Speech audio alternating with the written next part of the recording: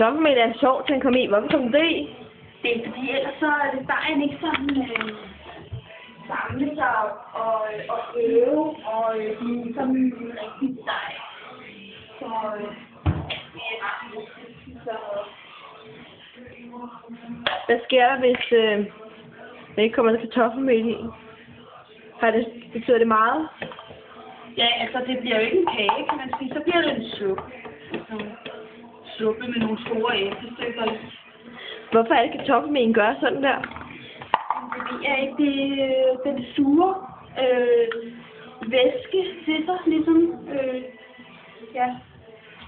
Så det er ret vigtigt.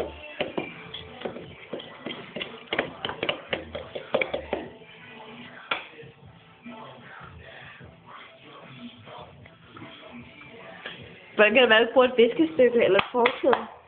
Og jeg ikke gør det? Ja. Det er til væsk. Bærer du tit mange kager? Jeg bærer kager hver dag, altså. Så det er ikke utroligt, at jeg ikke har taget den der tur, faktisk. Men jeg har... Så skal vi bare sige det. Det er ikke rigtigt.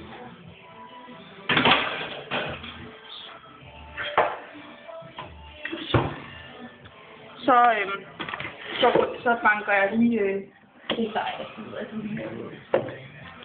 Hvorfor er det vigtigt at smøre springformen? Det er sådan, så kagen ikke brænder fast. Har du prøvet at gøre det? Nej, faktisk ikke. Jeg har altid husket at smøre den form der. Men det er jo rigtig uheldigt, hvis ikke det sker. Så man gemmer det. Så skal æblerne trykkes godt ned i dejen, så dejenformen bliver helt fuld af æbler. Så skal de lige trykkes over med noget kanel og noget sukker og så æblen. Skal I have noget til? Vi skal have sådan en blanding af flødeskum og creme fraiche og vaniljesukker og flormelis. Så det bliver både lidt sødt og lidt syrligt. Det er rigtig lækkert. Er det noget, du selv har fundet på? Nej, det er noget, jeg har set min onkel gøre. Det er en onkel god mad? Det gør han i hvert fald. Ja. Har han, du gerne vil som din onkel en dag? Hvad? Vil du gerne vil som din onkel en dag? Ej. Han er jo en ven. Men han laver da en god flæskesteg, det gør han da. Ja, hvis man kan lide det. Så det er... Vil du gerne være ligesom din onkel? Ja. Kender ikke din onkel? Du kender godt Bo. Det gør du. Ja. Så nu vender vi tilbage om lidt, når vi har fyldt de æbler ned i her. Ja. Nu er æblet kommet på. Hvad skal du så gøre for det? Så skal der strøs kanel og sukker over. Så skal den i ovnen. Så er det bare sådan cirka, må du lave det her? ja, det er lige på fornemmeren.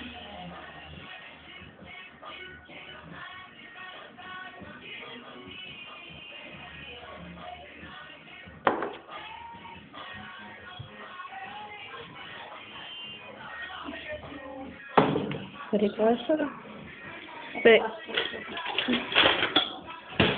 Hvordan kan det være, at du får rørsikker til det her? Det er bare for lige at prøve noget nyt, tænkte jeg.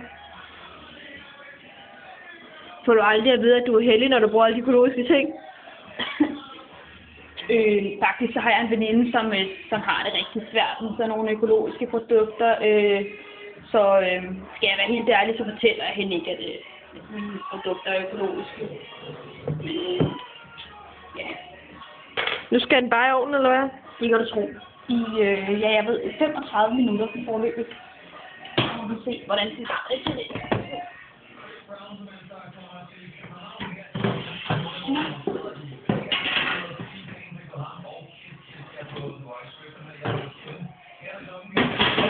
Ja, så er der faktisk bare tilbage og vente.